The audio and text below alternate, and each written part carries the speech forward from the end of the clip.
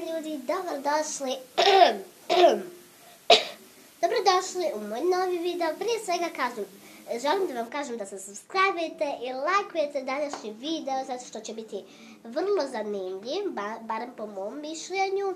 Dakle, prvo želim da se jedno veliko izvinim. Ljudi, ako gledaš ovaj video, izvini što ovo moram reći, ali danas ćemo glumiti mog omiljenog youtubera Bracu Gajića. Da, nije baš čeki omiljeni. Ima Braco Gajić prvi, Iggy Player drugi, Dolar Gameplay treći. Da, Braco Gajić mi je draži nego Iggy Player. I da, danas ćemo glumiti Bracu Gajića. Krenimo! Niđe veze intro. Pozdrav svima, vi gledate novi video. Danas, kao što vidite po naslovu, danas ćemo ići s gospodinom G-Draganom da istraživamo bunker. Krenimo.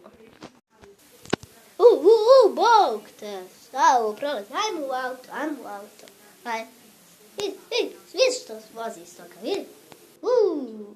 Pa ja vozi, vidi. I kako vozi. Evo nas ljudi, kod bunkera smo. Bog te mazo, šta ovo proleti?